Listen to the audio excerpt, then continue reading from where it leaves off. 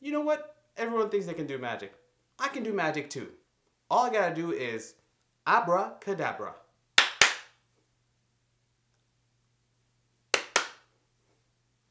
Damn it! Abracadabra!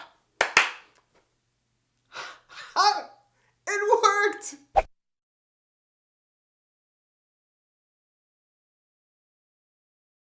So guys, what do you think of my new t-shirt? Decided to switch it up a bit, show you a little bit more of what's going on over here. But anyways, let's get right into it. After a super long wait, we're back with new Mentalist episode. And this new one, Red Letter Day, did not disappoint. Before we get into it, let's break down the story as usual. So this time, there's a murder of this guy who just owns a town. I didn't even know that was possible. So he owns this town, he gets murdered, and we don't know who it is. First, we get their usual red herring, and it might be drug related, turns out it wasn't. And then we're like, maybe it's his partner, turns out it wasn't. It was the son, who accidentally was dating his half-sister, and his dad let him know, and the son took it badly, and boom, yeah. So, what worked? You know what? Quite a bit. I actually liked this episode a lot. It was really good, great return, a lot of good things that really worked. The first thing that worked for me is that while it was predictable, because I kind of saw the son and the girl all doing that ear thing, and I was like, oh yeah, there's something going on there. I did not see the whole like sister angle coming up. I was like, ooh. Awkward, but you know, kind of twisty, and I thought that was pretty cool. It was pretty ingenious, well put together there, and I was like, yeah, well done. Lisbon, just sitting down and saying, sometimes it's just better to be relaxed about this stuff. It's like, yeah. You know, that's just perfect. That's what you should think of. When you're just sitting down, watching The Mentalist, sometimes it's just better to be relaxed about this stuff. Maybe that should be my next t-shirt. The other thing that I like, the Cho and Rigsby moments, they were pretty fun, especially when they were pulling a fast one, Jane style. I thought that was pretty cool, and the banter was fun. It was like little moments here and there, but they all sort of just built up to something really just fun. I'm gonna surprise a lot of you guys, but one of the things I really liked was the whole Rigsby and Van Pelt. I know, I was not a fan of those two coming back together, and I'm still not, but I have to say, I don't know how they wrote this episode, but they did a really good job on this one, because it didn't feel forced as much as it felt like, yeah, you know, Rigsby, we all know what you're doing. I mean, the boss knows what you're doing, Jane knows what you're doing, Cho knows what you're doing. You know, I gotta say, Van Pelt kind of seems to know what you're doing, so it doesn't feel as, you know, let's get those two kids back together. It feels like more of like a progression. So I thought that was weirdly well done. It didn't bother me. Yeah, kind of worked. Now let's talk about what didn't work. And oddly enough, Van Pelt is back again.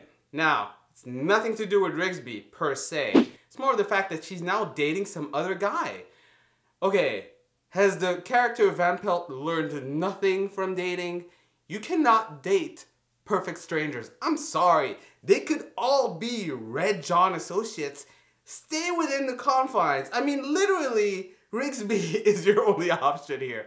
That guy looks like he's works for Red John. I saw him come out of the elevator. I was like, you work for Red John. I don't know why.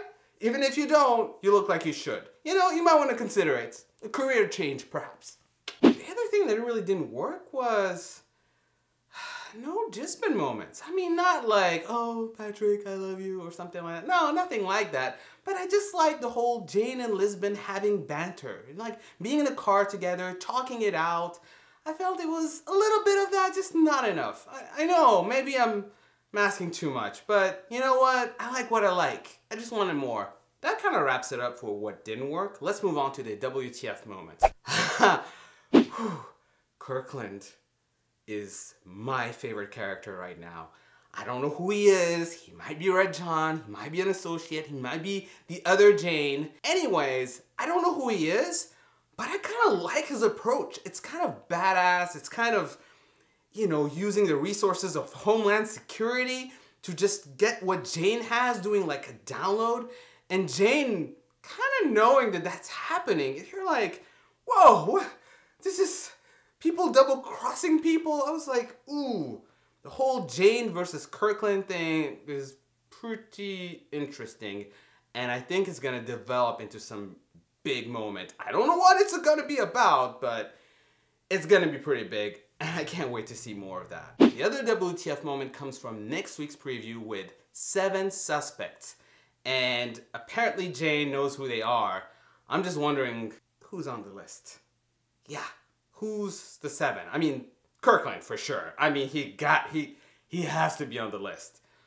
Bertram, that's 2. You know what? I don't know. Comment below, let me know. Who are your 7 suspects? You don't even have to tell me why. Just put the names out there. You know, if we can build our own list. Let's work together, people. Let's work together. It was a solid episode with some good procedural moments, with a solid arc. There was some Red John thrown in there. There was some, you know, Cho and Rigsby moments there. Not enough Jisbin, but I can live with that temporarily. That's what I thought of the episode. What did you think of the episode? Comment below, let me know. And of course, as usual, if you like this video, please, please, please keep liking that video. Go hit that like button. Go hit that like button. Go. Sorry, I don't know what happened there. Also, if you want to see more of what I do, make sure to subscribe to this channel. I just love your interactions, love what you guys have to say, and I just want you to keep joining me on this crazy ride that is The Mentalist and all the other cool videos that we have. Until next time, which is next week, until next time.